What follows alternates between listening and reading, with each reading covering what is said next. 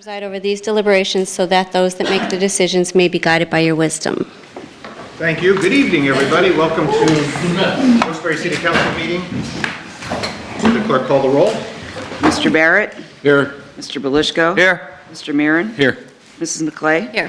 Mr. Brooks? Here. Also in attendance is Controller Tony Thomas, Administrator Charlie McCormick, Assistant City Attorney Maureen Collins, City Attorney Tim Henry, everybody, Assistant City Clerk Tracy Smith, and Administrative Assistant Lisa Sanfilippo. Good evening. Welcome to tonight's regular session of Council. Please turn off all cell phones. Following are examples of some important council rules. They are not intended to be a complete list.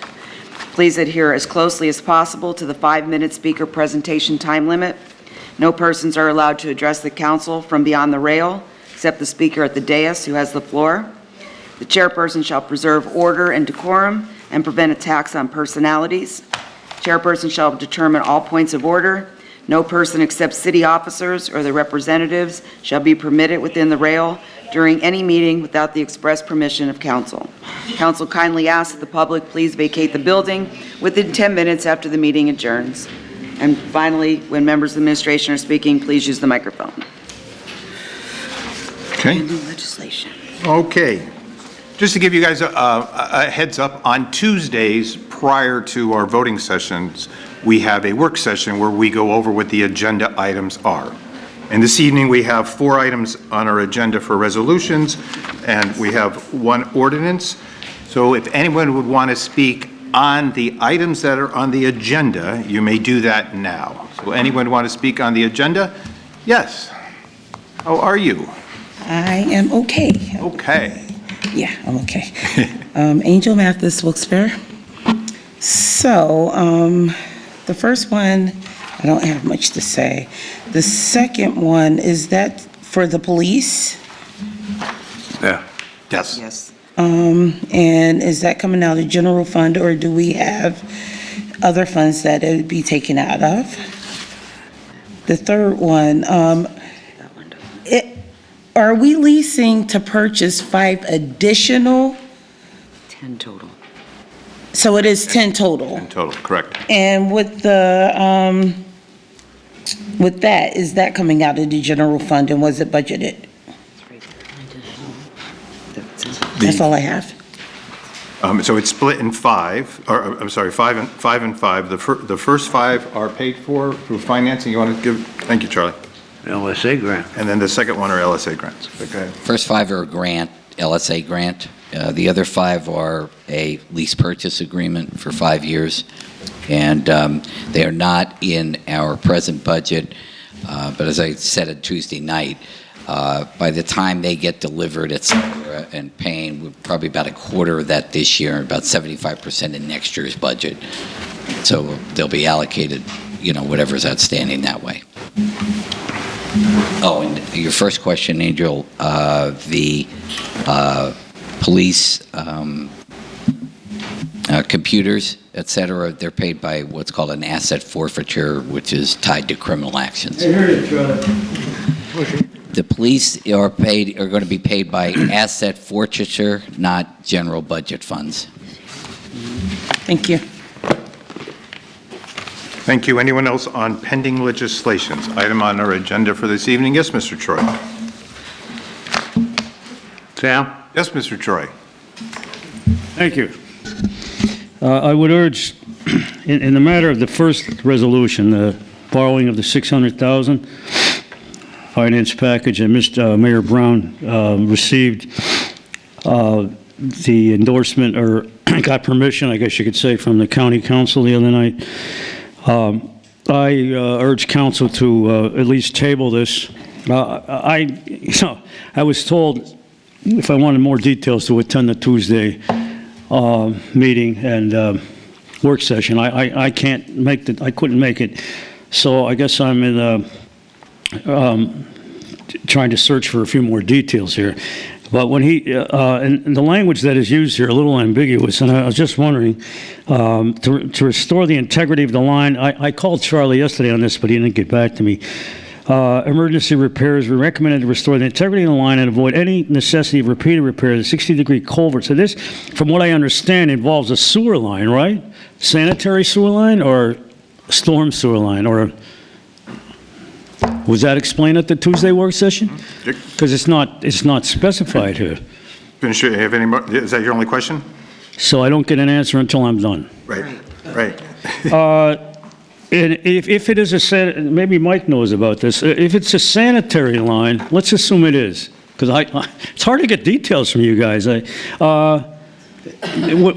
the sanitary authority have any kind of hold any kind of sway over this to help repair that? Does the city have to? What exactly is a culvert?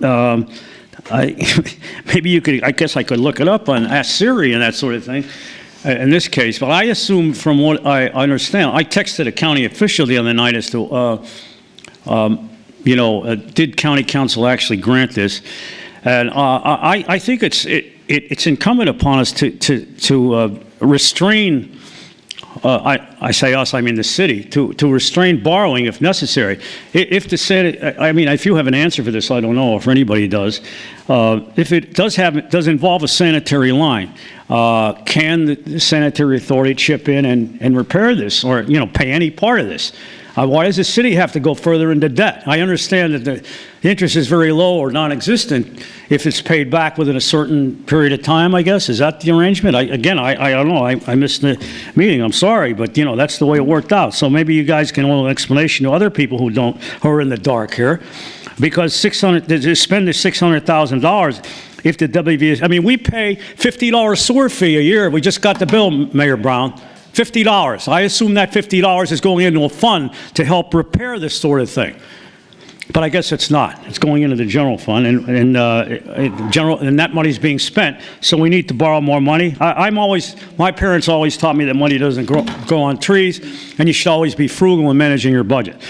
So if there's any way at all of getting out of this, I mean, I don't know why that you guys never debate this sort of thing. That's a lot of money, $600,000 to borrow. And if the sanitary authority can chip in on this, why can't we, make this happen? As far as the police cars go, I mean, I only get 5 minutes here, but if these vehicles are that necessary, that's a lot of money for a lease. Is this going to make, in your opinion, Mayor Brown, law enforcement a little more efficient? Are the cars, the cars that we have are obsolete or what? Is it necessary to purchase all 10? And as far as I also would urge caution, on the using the LSA grant for that. I think there are perhaps better other purposes, like maybe establish some sort of fund with some LSA money to eventually, even though the reversionary clause is no longer applicable, to eventually buy that Sterling lot back and maybe perhaps put something up there that's more utilitarian for the city rather than some pie-in-the-sky project like, a hotel and high-end apartment buildings that's not going to, really hold water anyway. So and as far as he only got 30 seconds left, but I would like to know more about the velocity program to utilize the real-time. This is, again, a lot of jargon here. I don't know who wrote this up, but the environmental systems research to be used by the Public Health Emergency Preparedness Grant, is this going... Again, I don't think that the health department is necessarily a desirable end, and the way it functions, I don't think there's enough outreach to people. Thank you, Mr. Troy. You want to comment about the culvert? There are two major break problems in the city of Wilkes-Barre that are centering on that $600,000. One is a very deep combined sewer stormwater line that's about 30 feet deep on Horton Street. We've had two major breaks there in the last year and a half. Is now totally collapsed in certain areas, and that's part of the project. The other part of the project, the other major problem, is a culvert, which is basically a corrugated metal type of structure that funnels water down from Wilkes-Barre Township. It goes into Colebrook, which it runs under Scott Street, and then into this culvert. And then that runs all the way under Cole Street, runs out to Cunningham Avenue. It takes all of the water out. We've had 2 major breaks there in the last year and a half, and we just had another one on about a month and a half ago. That line is completely collapsed. We have it open temporarily. So the purpose of this is 2 major issues involving stormwater and also sewer and stormwater combined need to be addressed immediately. The one down on Horton Street had the sewer and the water backed up to South Main Street and about a quarter of the way down South Main Street. That's how significant. It runs about half of the sewer and water from that side of Wilkes-Barre, about half of the Wilkes-Barre. It goes through this line. It's a gigantic The line. WVSA can't, Well, let Sorry, me, no back and let forth. me get to, which, again, during the discussion, the total is about $1.2 million. They're about 600 each, rounding out. We've already reached out to WVSA. They've been very cooperative. They've, my understanding is that they passed at their last meeting the authorization for the city to draw down their $250,000, $200,000 for 3 years in order to pay for that, which is part of our budget situation. So they're contributing by allowing us to draw down, allow us not to draw off. The rest of the 500,000 or 600,000 we have to look to provide. The best way to do that would be to spread out this type of emergency cost over some period of time. That was based on their request with the county. The county has not voted on it, my understanding as of yet, but that's the request there. Okay, good, thank you. Anyone else on pending legislation? Pending legislation, the items on the agenda, Tom? There are 4 items on the agenda and an ordinance. There's 4 items on the agenda and an ordinance. Okay. I think it's a good idea. Tom Gagatek, my name. Now, I'd like to say I'm glad to see a lot of people here concerned for a change. I see we need more police cars, and how are we going to get them? That's up to the city to get it. I think that's a great idea. What's going to happen to the old police cars? Are they going to be replaced, junk, sold, or what, to other communities? And an investment for 5 additional if needed. But is that the way the city always got police cars, by leasing, then purchase price later on? Are you done? When you're done, Yeah. we'll ask you. Okay, that's my question on that one here. But as far as the sewer situation, I'm not that familiar with the situation that Sam was talking about there on the Cunningham. I'm sure it's a problem, but I see that one on Horton Street all the time. But it's got to be corrected. There's got to be ways to do it, and I'm sure you're doing the best interest for everybody concerned. But what this here bottom one for public health, investment, environmental systems research, I don't understand that at all. Well, maybe that could be explained to me what that could mean, but I have other questions when it comes to the open area. But everything to me seems like it's reasonable. But the police cars, and I understand we just had some testing I heard about, and half the candidates couldn't pass the test. And we had a situation with one of our police officers not too long ago, had a situation we had to confront somebody and use his firearm. That's been kept quiet after that. And, All right, so we have to stick onto the agenda, so let's get the answers. okay, Explain the health thing. And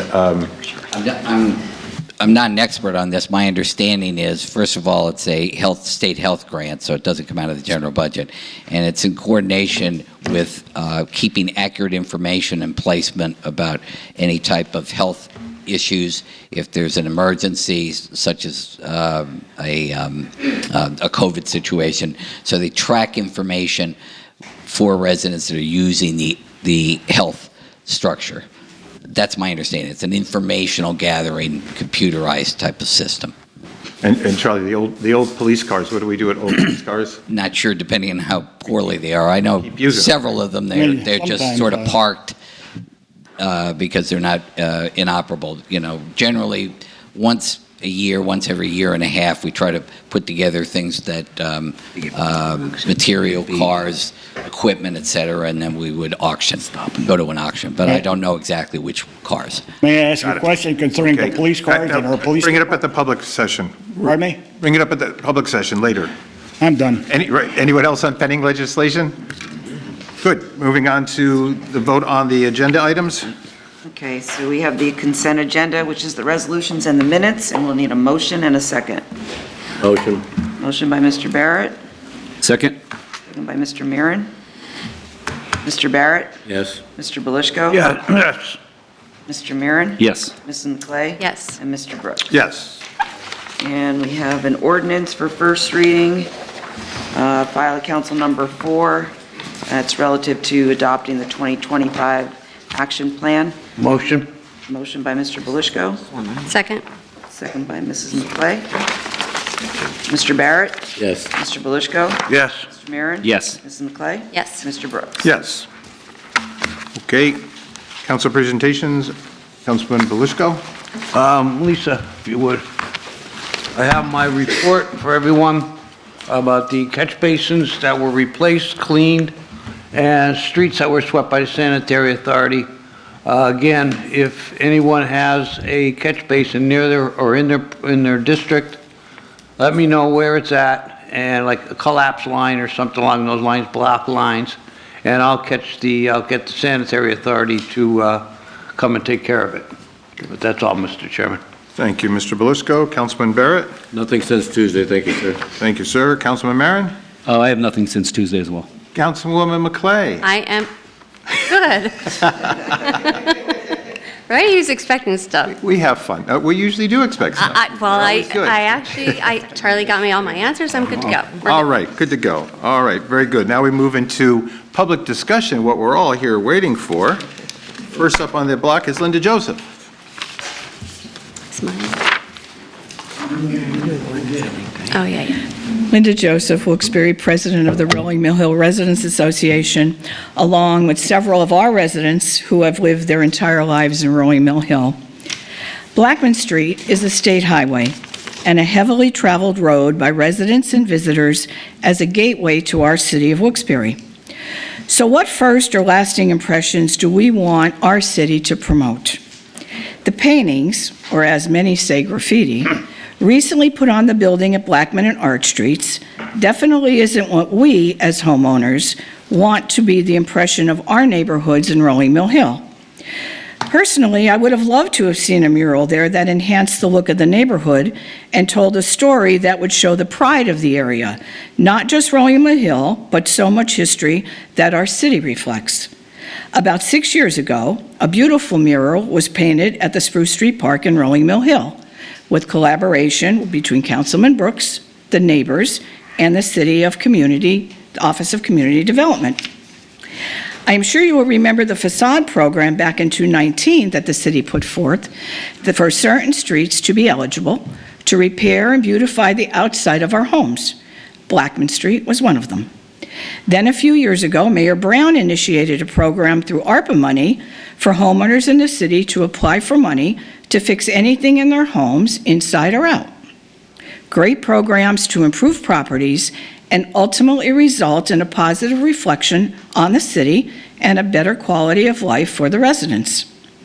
The lifelong residents here today take pride in our properties. Do you think this improves our property values? We have business owners here with us that are from that exact neighborhood who have made it their mission to reflect a positive, clean, and thriving area through their businesses. This year, back in January, we opened the new location of the Oosterhout Library South Branch on the corner of High and Parish Streets, another addition to the neighborhood to enhance the area.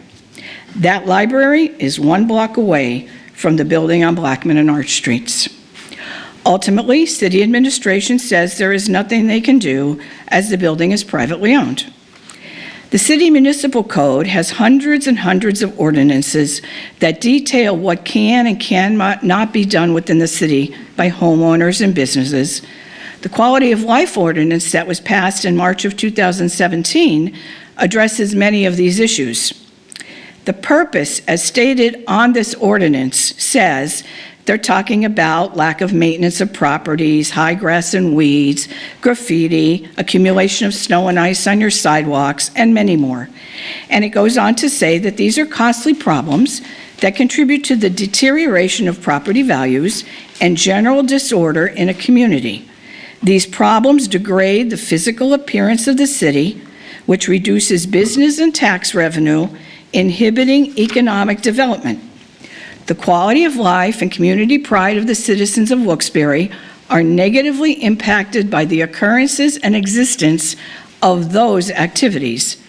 So this is the paragraph in the quality of life ordinance. I hope you seriously consider perhaps some type of zoning ordinance addressing street art or murals, allowing a process for communication and for residents to express their opinions in favor of or against something affecting their neighborhoods. I do have a copy of a zoning ordinance from the city of Pittston that thoroughly addresses mural and street art type paintings that you can pass out if you want. A precedent has been set as the city determined there isn't anything they can do. This leaves wide open the possibility that more private owners will be doing the same. Thank you. Thank you, Linda. I know we all talk about Pittston and how much we like seeing what's going on in Pittston, so we will take this under advisement. May I just ask, because there's not as many sign-in forms, how many people are here from Rolling Mill Hill? Okay. Thank you very much. Next up is Laura Mudlock. Good evening, everyone. Council members, others, thank you so much. Appreciate the opportunity to come here. Linda stated why we're here to discuss the mural that's on Blackman Street. And this is my first time coming before council, so I thank you for indulging me. I own the funeral home that's in the Rolling Mill Hill area, May Mary Durkin, and it's a great area. I have about 2.5 acres there, and pretty much every day you can see me outside cutting the grass, getting my chainsaw, cutting a tree down, picking up the trash that somebody walking by or driving by threw in our property or the neighboring property.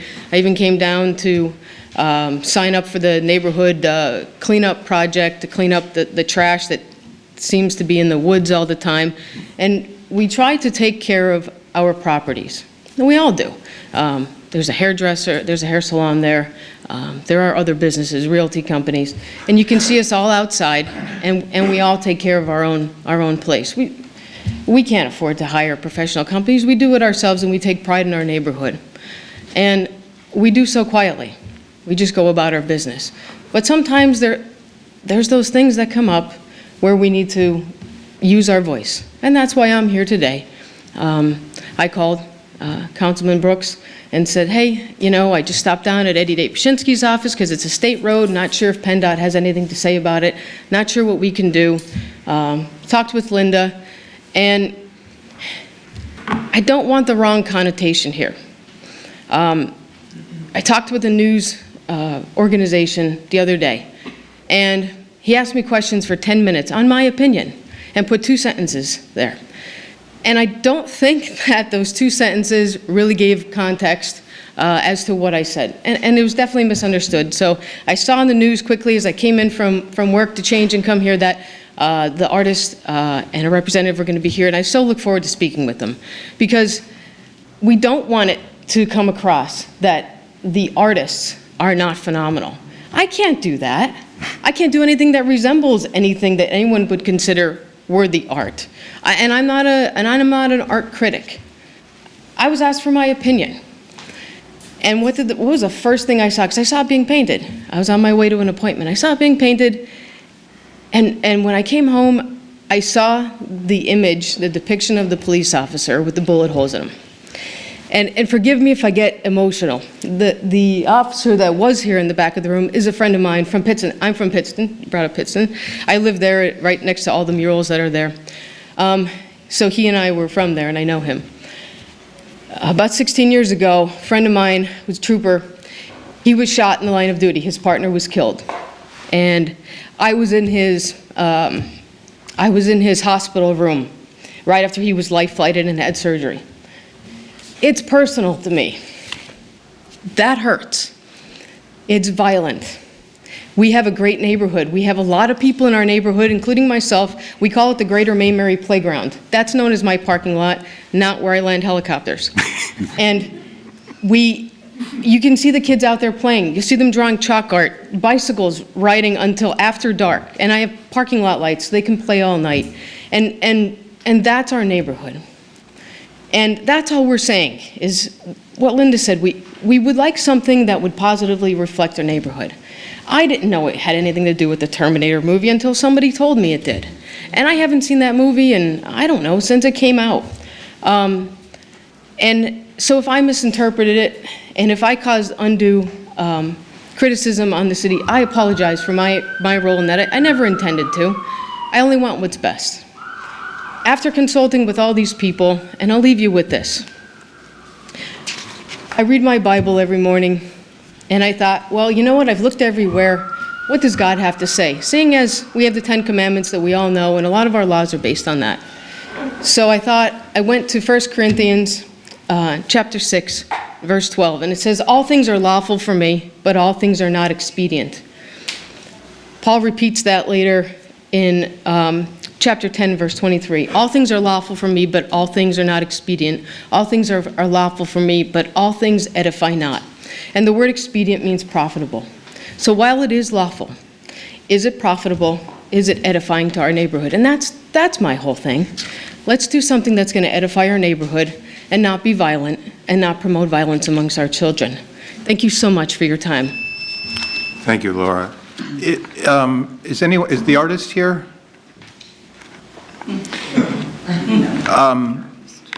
The artist did contact, I got an email from the artist this afternoon, and we do have a telephone number, and we should all talk. That would be great. Right? And we'll figure that out to have communications, because that's the best thing that we can do is to talk to one another. Thank you. Next, Anthony I can't read your writing, Anthony. Hi. Oh, you're here again. Yeah. Stop sign on St. Anthony Clair's. Bonavini, yeah, exactly, There stop you go. signs. I just got done talking to Jessica a little earlier, and she says it needs a traffic study now. You guys had 4 months after you told me I was getting the stop signs temporarily. Now all of a sudden it swept off the rug. Well, why didn't you do the traffic study? Okay, are you done? Because could you do you know the answer to that, Charlie? The traffic study? No? St. Clair. So I think we Nope. have to refer it to the traffic committee? Yeah, It hasn't been referred to the administration. right. So I think we, as council, have to vote on it, right? And then, I would have to look to make sure I don't have the language. And how does we refer it? Do we just, I don't think we need to refer it. yeah, I've never heard us refer it before. Not by vote. We'd have to do a resolution, which, right, I would think? Yeah, I haven't Next looked at meeting. language in months, so I Yeah. don't know. So we need to do a resolution? Yeah, probably would have to get done at the next meeting, okay. and we can refer. That's my All right, is that your district? It is. So after, or if you have my number, do you want to just shoot me your number and we'll figure it out and I'll let you know how it gets done. But I plan on attending traffic. It's either that, anyway. stop signs, or make it a one-way, one or the other. I mean, they fly. One way, I believe, because I was on the traffic committee, it has to go through petition. So you have to get a petition from everybody on the street to That's no agree. problem. I have no problem I with believe that. it's like 75% of the people have to agree to make it one way. And another thing, Okay. with Good. traffic, when are we going to get a light back there at the Cross Valley? Every time I come off that ramp, somebody's totaled. That was brought up on Tuesday. Oh, yeah, we just talked about Tuesday. Are you done now, Anthony? Well, because I asked, No, Will, are you done? Are you done with your presentation? And we'll answer your questions then. go ahead. But then you're done. That's what we're asking. You have any other questions you want to ask? Do you have any other questions you want to ask? No, because you're not going to answer me anyway. Yes, we are. We I'm gonna talked, ask you, you're we gonna tell talked me- about your. We're going to talk about it. So, Mr. Barrett, would you like to bring up what you brought up on Tuesday? This goes back to the time when Councilman Marconi was there and even before that. we've been after a traffic signal for that intersection, exit 2, coming from the west side, coming down to the ramp and turning left into the Parsons Miners Mills area for, oh my goodness, 15 years, probably 15 years. And we weren't having any luck with that. We met with the representatives from PennDOT, the administration, the state representatives. PennDOT was insistent that there wasn't a need for one there.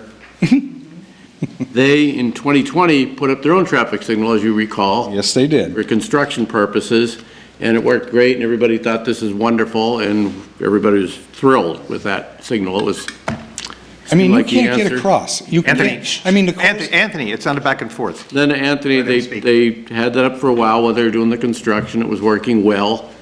And all of a sudden, they took it down when the construction completed. So in 2020, in the fall of 2020, this council passed, not all of us here, but the council passed a resolution asking PennDOT to reinstall the temporary traffic signal that they just took down because we felt that it was an improvement in safety. And there have been accidents there, as we know, and the reply back from PennDOT was that if you want a traffic signal there, we're not going to do it, you can do it, the city can do it, if we approve it subsequent to a traffic study, talk about traffic studies, that we would have to take that on, do a traffic study, and if it was approved at that particular time, the city would have to pay for the signal, the maintenance, and everything else that goes along with it. My argument to all that, and all that's fine, but my argument to that is the city would not need a traffic signal there if it weren't for the state highway exiting onto Wilkes-Barre Boulevard. The Wilkes-Barre Boulevard does not have a problem. Exit 2, the ramp coming off of it, does have a problem. There's no problem unless you're coming down that ramp on that state highway, sitting there trying to get off the state highway onto Wilkes-Barre Boulevard. That's where the problem is. So I believe, and I think council agrees, that the burden is not on the city to put the traffic signal there. We believe the state should put the traffic signal there because it is their road that is exiting onto a city street. And that is where it stands. There have been accidents since then. I know that there are lawsuits pending on that because I was deposed on one of them. So there's a couple pending lawsuits there for that very same reason. So I still believe firmly, and I think that all of us that are familiar with that intersection believe, as you do too, that there is a traffic signal needed there. We know that there are a lot of people, residents, neighbors that live up in that area that refuse to get off that intersection, especially during the peak traffic periods, because Yeah, they'll go down to the light and turn very around and difficult come to back. turn left coming across there. And I know that even my own family won't get off at that exit if they're coming from the west They side. could put those sticks or whatever, those yellow things that are this wide that you hit, run them over and they bounce back. They did They a could put couple them down the other improvements. side. You could see if the car's going up the ramp. You can't see Can't see that. which way they're going. You can't see the northbound traffic. You can't tell if it's turning up onto Exactly. 115 or going straight, and that's half the problem. So if there's anybody coming northbound, you can't take that chance and just pull out because you just don't know which way they're going to go. I agree. So I don't think it's over. I'm hoping if we keep the awareness. But my point is, if you want to reach out to anybody wants to reach out to your state representative. I did go down to Eddie, and he said. And that also the they- Senator state has Marty nothing to Flynn. do with it. Nope. Marty back and Flynn's forth. office is over on River Street in Plains, not too far from there, in front of the Weiss Market there, and you can even stop in there and talk to them about it. I still believe, and I think that we all believe, that the burden is on them to put the traffic signal there. And it shows how well it worked when there was a temporary light there. It worked out very well. It worked well, very But well. thank you. Okay. Next, Joan Corbett.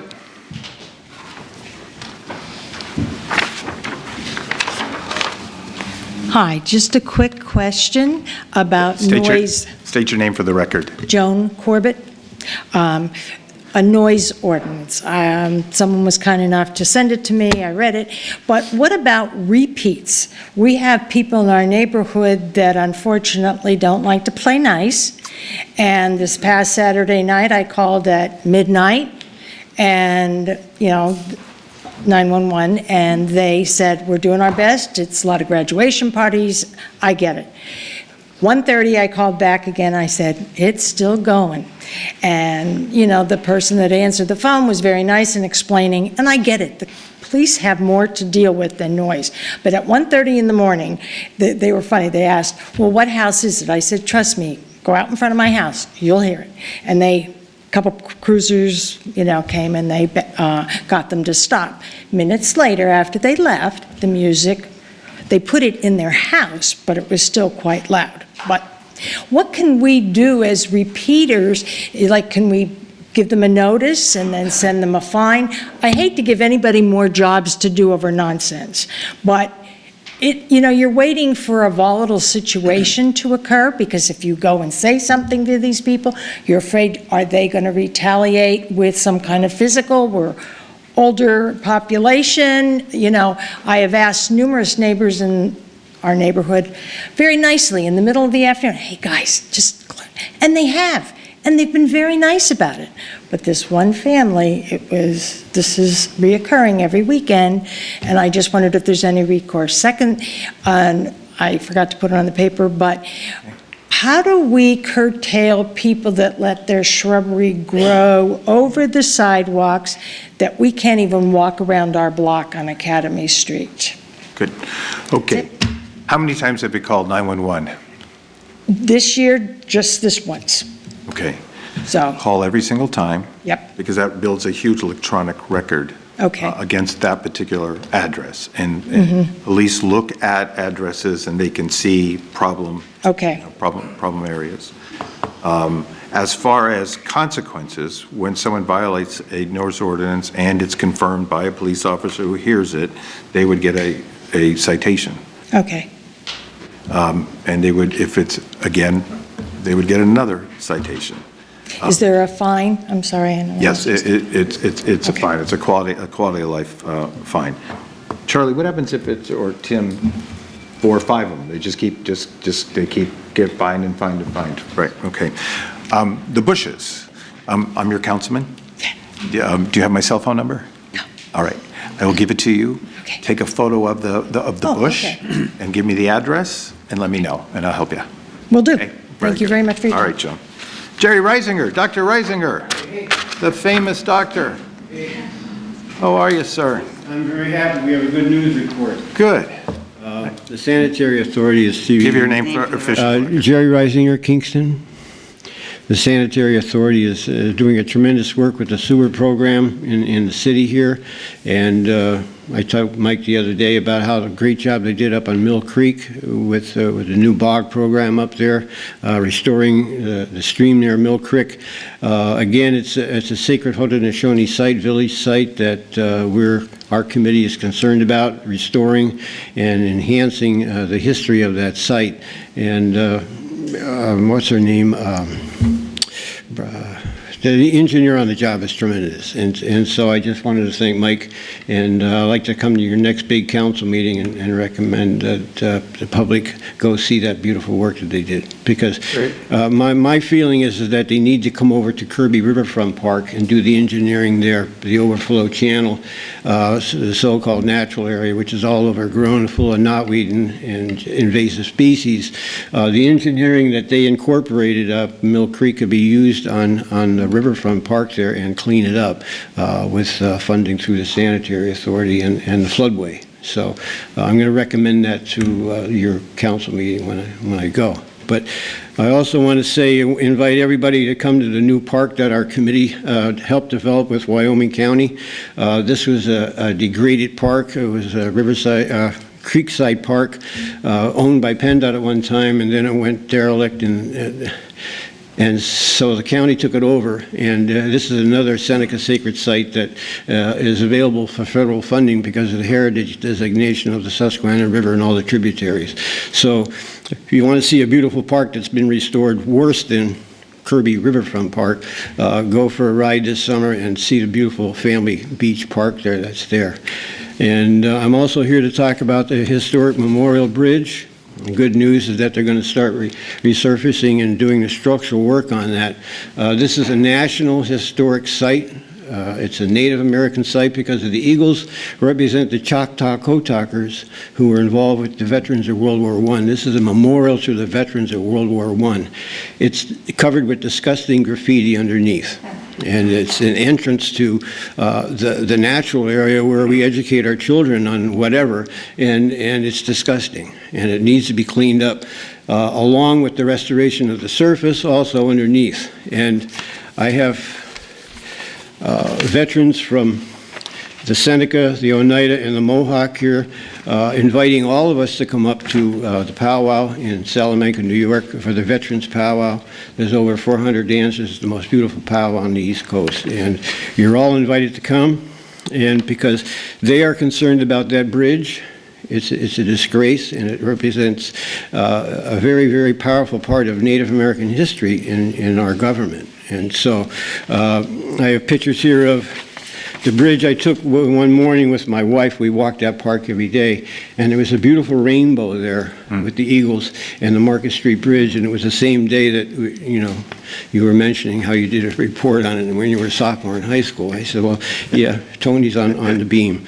And so I showed this. I went with Brenda Pugh's office. Aaron Coffer always helped the Seneca people when they came here.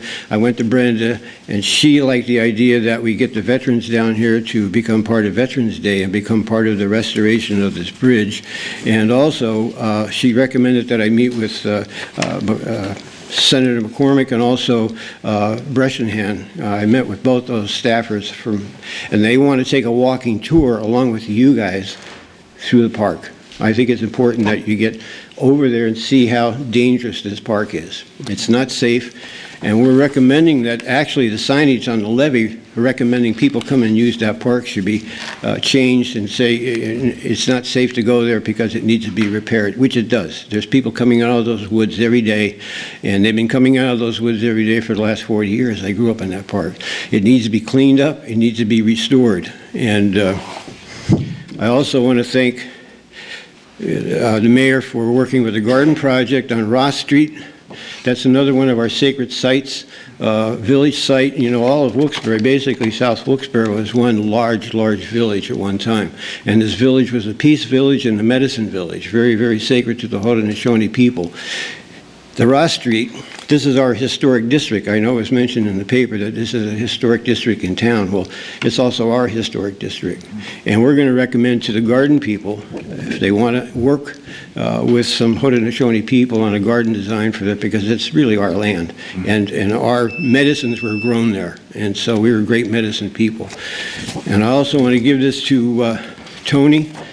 This is the great history of the Haudenosaunee people here, and our Chief Hendricks here. This is in the courthouse. And the Mohawks. Mohawk, yeah. And these are all important historical quotes on the great sacred history of the valley. And this, I'm going to recommend that we do this with the Sheriff's Department to clean the park up. Actually have the work detail people come out of the prison and build a park for the community, because I know they have kids at home. And when we were working on Riverbend Park with the Kingston people, we were doing this with the county, and we were recommending that we start working on that park immediately this summer because everyone's moving back in there. It's not patrolled at all. The police tell me that they don't have any access to the quads to go in there. They can't get a hold of the keys. Thank you very much, Chair. All right? Thank you. Yep. John Zukowski?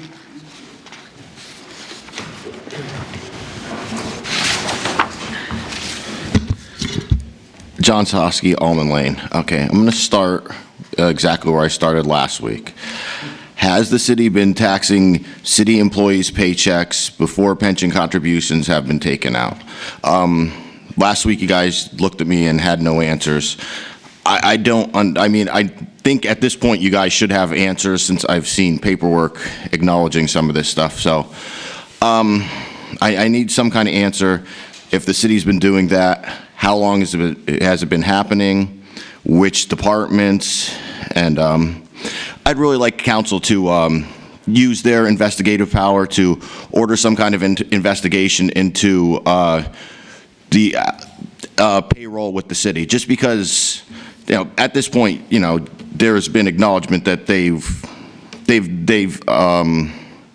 they've made mistakes. Like, you guys should at least have some kind of information on that at this point.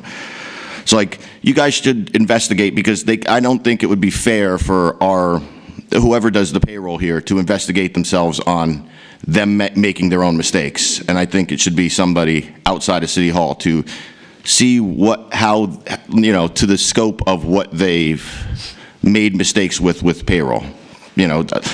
They've said they made mistakes, but did they catch all the mistakes that they made? Like, I don't know. And, the most important thing, one of the biggest things you should be worried about is actually paying your employees and doing payroll correctly. And it's obvious that the people who do payroll don't have the ability to do it. And the only reason any kind of problems were caught was because you just got that iSolve system. So, like, I'd like to know if anybody's going to be held accountable, for making mistakes down, with employees' paychecks, because, like, it doesn't seem like anybody that works for City Hall is ever accountable. It seems like you guys are more worried about having birthday parties at 9:30 in the morning than actually doing your jobs. And you just know you just have those birthday parties. I've seen the emails, so you just know they happen.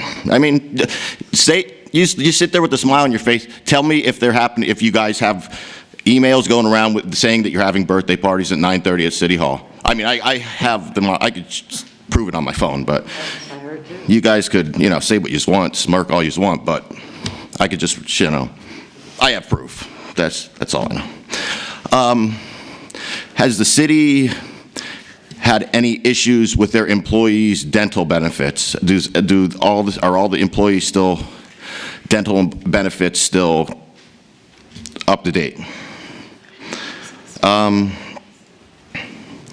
Another question. So there was a rock, Stan, I guess it was students that painted a rock. Yeah. And they put it down Furwood Park, and then they immediately removed it. So why was it immediately, placed down there and then immediately removed? I don't know why they're hiding I'm that. not sure why. No, I know you don't. I don't hold you accountable. I just want you to know that they placed it somewhere, then they immediately put it God knows where. And, okay, you were talking about the sewer line and where you have to find more money. I've been saying this for years. Put up, that's something that has to be addressed. Put that up as a standalone LSA grant with nothing else competing with it, and you know the range of money that you're going to get, and then you could have that problem knocked out in 1 year. Everybody, like you were saying, everybody talks good about Pittston. Pittston does things smartly. We just don't. We're silly. We any kind of small group, any kind of nonprofit that asks for LSA grants, we approve and let the state just pick which one they like the most. Where we should be smart with our LSA grants, and like this issue. Horton Street at one point that collapsed not that long ago. They had to shut the street down because it was a hole. That should be your top priority. For this year's LSA grants, that's all you should be applying for, so the place doesn't collapse into the ground again. That's all I have. So I'd just like some answers about this with the employees, with the employee paychecks, how long it's been happening, which departments were there errors with the checks. I'd like you guys to investigate it. And anybody could respond about the birthday party thing, where you just have birthday parties here at 9:30, half an hour into your shift. That's all I have. Okay, for the record, I've never been invited to a birthday party. Tax, pensions, and paychecks is, you want to? An email went out from HR explaining that whole process. There was no loss of any money for any employee. Went out probably about 2 days after it was raised here, so that's an HR issue. There's no loss of benefits of anybody. Dental, everybody has all full benefits. There's nothing going on that. Okay. I have no comment on birthday parties. All right, very good. Thomas Gagatek. He just walked out, but I don't know if he left. Okay, Angel Mathis. He might come in. He's in the bathroom.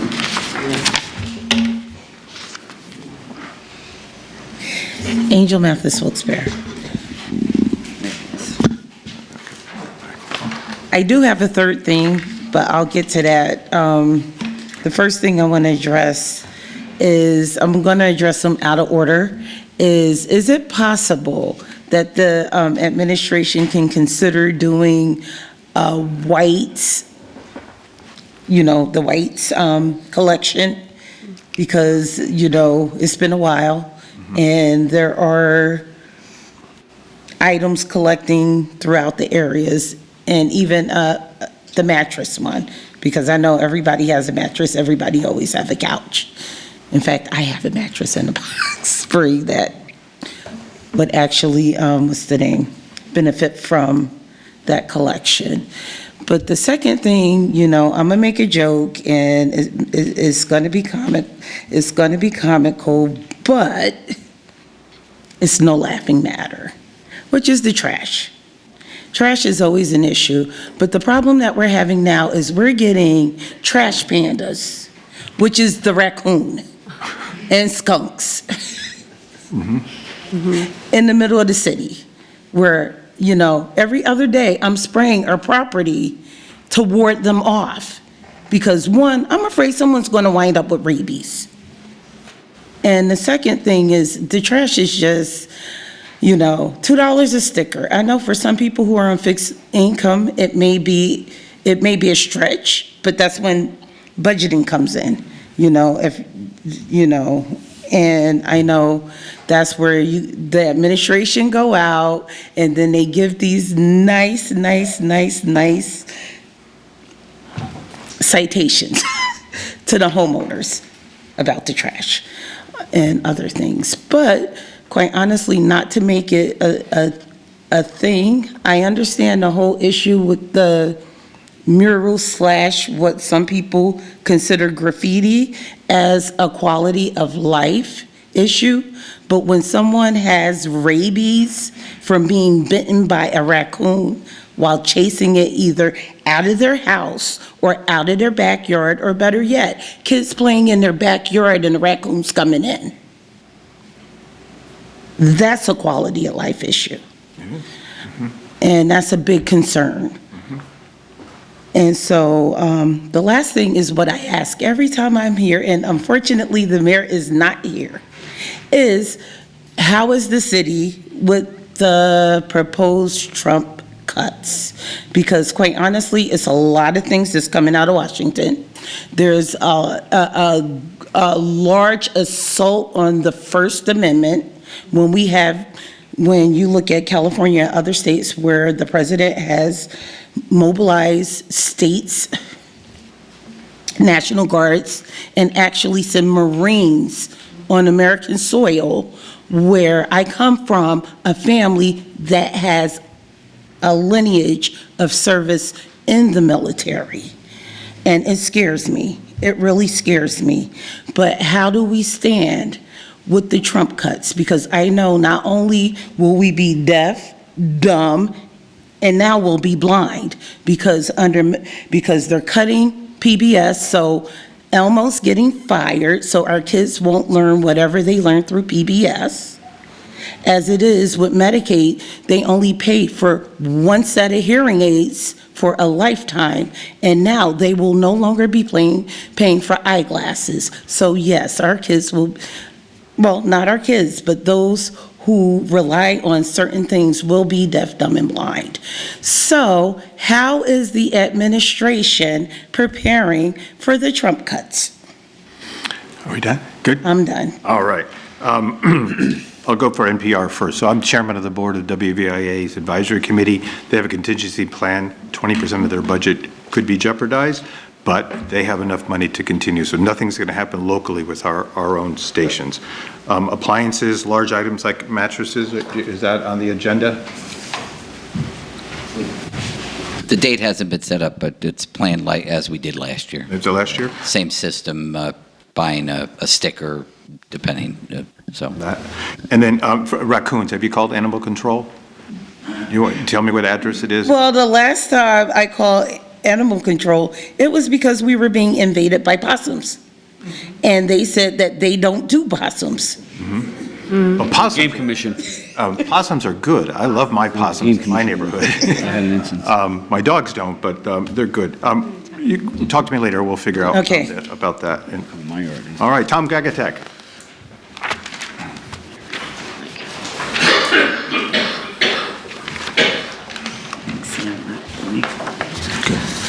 Tom Gagatek. I have a few things I'd like to say. Some things weren't related, but one of the main things I was supporting was the graffiti in the neighborhood. And as we all could say, in our neighborhoods, Academy Street, Paris Street, Cherry Ave, everywhere in our area, up in the Parsons section, everything, our neighbors have changed. Reverting back to a lot of things where I mentioned about the e-bikes and things, and the amendment that was passed for people could be fined for crossing over private property, this and that. A lot of these people are the same people doing a lot of these offenses, doing these things. Our neighborhood's changed. Their town is not the same. We have a lot of different people here, and we have a lot of different arguments, a lot of things that happen. You mention things, as I mentioned once before in the past, you mention something, you get an argument, and a lot of us don't speak that language, which is Spanish. Hate to say that, but that's what it is. And reverting back to that area in Paris Street and the library, I could see that it is used on the Rolling Mill Hill Iron Triangle Residents Association for monthly meeting. Now, why couldn't that be used for other meetings? Like South Wilkes-Barre doesn't have meetings like we used to. The mayor's not here to defend himself tonight. He used to run the meetings at the Fairwood Church when people would get together and discuss with a time limit, not 5 minutes, for different things that are on the agenda. Right. Okay? That's one thing. Okay, I eliminated the e-bike thing, but I'm sorry that Sam Troy left. I don't know why he does that. And one thing that is not on our agenda, and I thought of it today because I know there's some kids there, a lot, some people are saying there's kids walking around doing nothing. Could the city could the city institute some kind of a program where they hire kids temporary for the summer? They used to have that many, many years ago, whether even at state parks, city parks, whatever. And that might be an asset for the city, even if they could pay a minimum wage or whatever. I'm sure a lot of kids might qualify, possibly. And Sam mentioned about that sewer tax, the $50. We pay enough in sewage fee, as we all do, who live in this area, Wyoming Valley Sewer Authority. Why do we get an additional $50 maintenance, Wilkes-Barre City maintenance, and you pay it to the, excuse me, and you could pay it and mail it into the Wyoming Valley Sewer Authority? I mean, that's just an additional fee. I mean, things happen, you have to add extra money, whatever, but that's what I say. Now, reverting back to the boulevard with that traffic light by exit 2, that's a terrible situation. I was coming up the rain about a month and a half ago, for an example, and it does it in the wintertime too. You come off that exit, there's an island there. There used to be those markers. They got knocked down. If you're not familiar with the area, you're going to run into those damn islands and damage your car. I mean, either they be eliminated or put markers there, put lights there, flashing lights. I mean, there's some areas where there's stop signs that are marked 4-way stops, and there's flashes in different areas, not only in Wilkes-Barre, Kingston, Plymouth, everywhere I see that, Nanticoke. There's different things to be corrected. I can't believe that it's not more of a situation what it is, other than that traffic light. You just can't see that island at night, especially in the rain or in the winter when it's covered with ice. Okay, getting back to that Sterling lot. Sam Zyla, apparently he's got some connections with people, whatever. My old friend Sam Troy mentioned that, maybe he knows somebody, whatever, but what aggravates me, I'm passing by there, going over to Kingston on Market Street, and it's loaded with cars, the lot's a mess, correct. It's sitting there. And supposedly, I didn't know that. I know I've been to the Toscana Cafe many times through the years. I haven't been there in a while. He owns that. There's a sign out there next to Market Street, parking for Cafe Toscana. Now, different things came on the light with these grants, and that's just one of the things. But if they couldn't get that into the way they wrote that up for that agreement for the Hotel Sterling, such as the situation with the zoning and graffiti, you see graffiti and occasionally you see places. I saw some place like on Horton Street and Franklin Street, it was corrected, covered up. That was good. Now the last thing I could get in now is maybe Sterling parking lot. Okay, the Boulevard Layton. Oh, the quality of life situation. The grants were given by the county. $11 million are given to grants to different areas. $50,000 are given to the Moving River Ministries, which is literally a dump. To me, that's a historic site, and I thought it was supposed to become historic. There's a state mark in front of that honoring Obacy for opening that. And the building is a mess, and I thought it was going to become as you're related, Tony, you're related to a different situation. We're correcting things that are historical. That is historical. Planters Peanut, the building's a mess. I've been given $50,000 to our ministry with a sign on it, and it's covered up with boards, making the city look better or whatever. And right up the block, there's a garages there that got junk cars sitting there for years without moving. Okay, Tom, you got a lot of things here. I know. Let me. I see a lot of things. All right, you're right. Moving Ministries owns Planters Peanuts building, and I can't hear you. Moving Ministries owns Planters Peanuts, and that How did that happen? $50,000 is they purchased this on the open market. And they're the Why ones didn't the city buy it?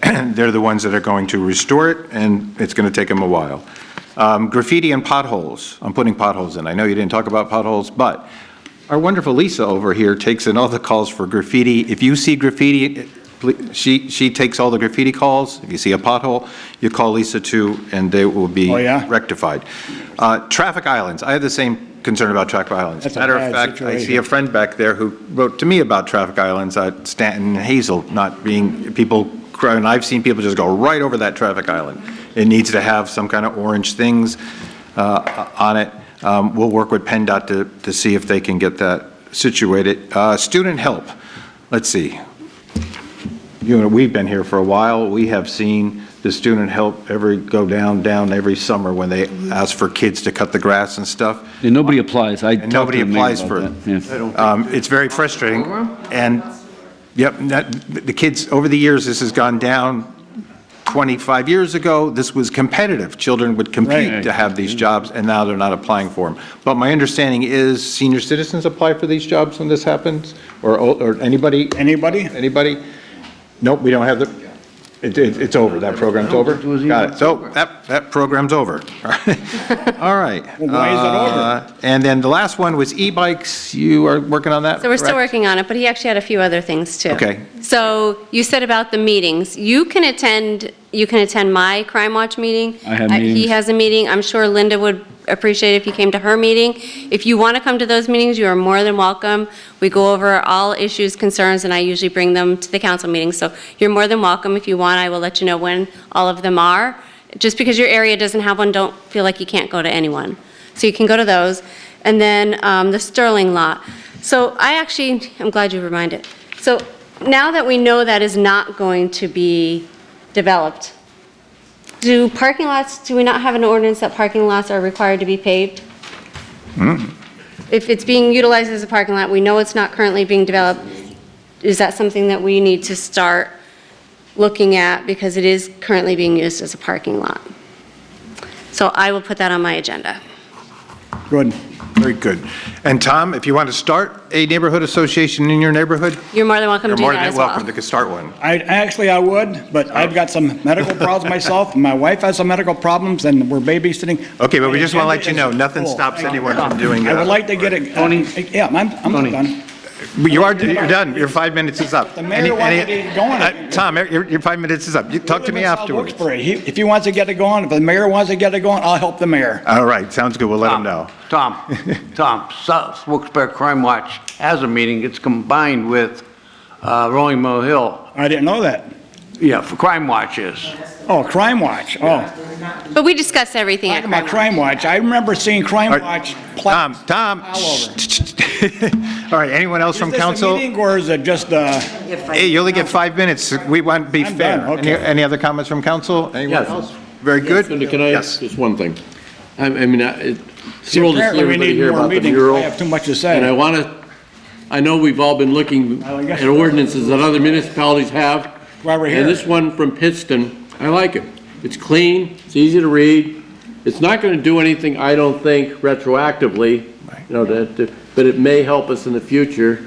So I think if we can ask our solicitor's office to take a look at this and maybe come up with a draft for us that we could, our next meeting is not for a little while yet, but if we could do something with this, and I guess they gave you a copy of it as well, but you have another one there. You didn't get one? Have one now. Yeah, why not? If you could look at that and see if that's something that we could do to prevent these things from reoccurring. And it's not going to help us with this current situation, but I'm glad that you are opening the lines of communication with the artist and see if we can do something about that. I'm offended by I'm personally offended by what I see there also, especially that drawing of the police officer with the bullet holes. It is very offensive. And I think that, at the very least, that, I'm hoping that we can at least address that. I'm not a big fan of the Terminator movie, but if we could do something with that ordinance and have something drafted up that we could possibly use, that would be great. Sure, Thank you. Thank you. Very good. All right, next council meeting is July. See, you don't know. Wow. It's in July. All right, folks, we'll see you then. I'm not that far ahead, Tom. Nice list there. I had it for last meeting, but Taking my forgot to scrap. bring it. Wait, I'll be right there.